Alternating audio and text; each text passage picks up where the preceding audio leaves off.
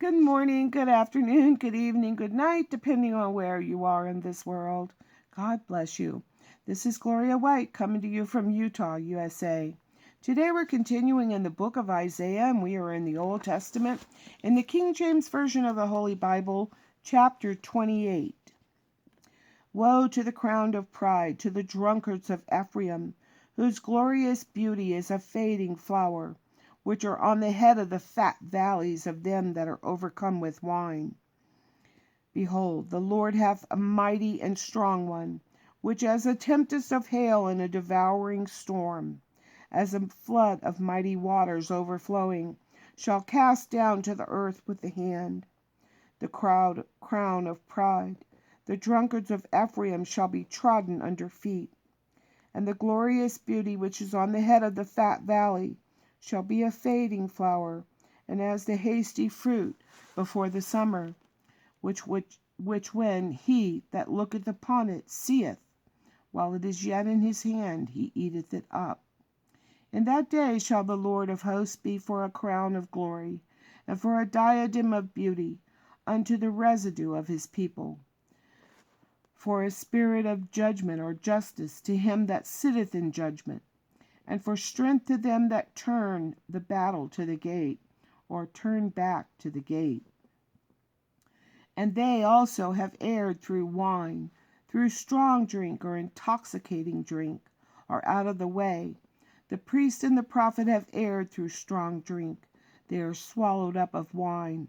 They are out of the way through strong drink. They err in vision. They stumble in judgment. For all tables are full of vomit and filthiness, so that there is no place clean. Whom shall he teach knowledge? And whom shall he make to understand doctrine? Them that are weaned from the milk, and drawn from the breast? For precept must be upon precept, precept upon precept, line upon line, line upon line, here a little and there a little. For with stammering lips in another tongue will he speak to this people, to whom he said, This is the rest wherewith ye may cause the weary to rest, and this is the refreshing. Yet they would not hear. But the word of the Lord was unto them precept upon precept, precept upon precept, line upon line, line upon line, here a little and there a little, that they might go and fall backward, and be broken and snared and taken. Therefore hear the word of the Lord, ye scornful men that rule this people which is in Jerusalem. Because ye have said, We have made a covenant with death, and with hell are we at agreement. When the overflowing scourge shall pass through, it shall not come unto us.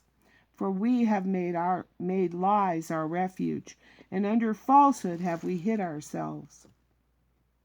Verse 16, an unfulfilled prophecy. Therefore thus saith the Lord God, Behold, I lay in Zion for a foundation, a stone, a tried stone, a precious cornerstone, a sure foundation. He that believeth shall not make haste. Verse 17.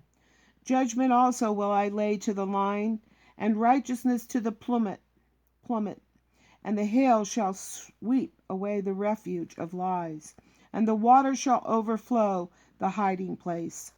And your covenant with death shall be disannulled, and your agreement with hell shall not stand.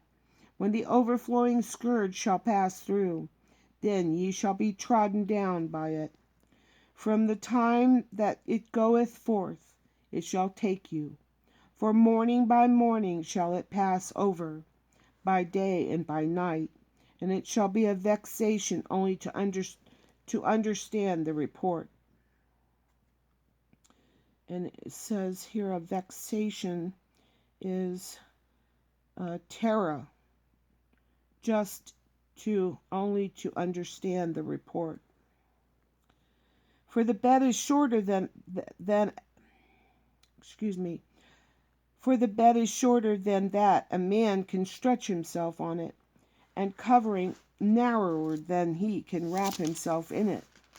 For the Lord shall rise up in the Mount Perazim. He shall be wroth in the valley of Gibeon, that he may do his work, his strange work or awesome work, and bring to pass his act or his unusual act. Now therefore be ye not mockers, lest your bands or bonds be made strong. For I have heard from the Lord God of hosts a consumption or destruction, even determined upon the whole earth. Give ye ear, and hear my voice. Hearken, and hear my speech. Doth the plowman plow all day to sow? Doth he open and break the clods of his ground? When he hath made plain the face thereof, doth he not cast abroad the fitches, and scatter the cumin, and cast in the principal wheat, and the appointed barley and the rye in their good place? For his God doth instruct him to discretion, and doth teach him.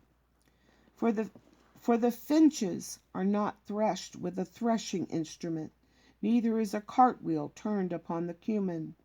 But the fitches are beaten out with a staff, and the cumin with a rod.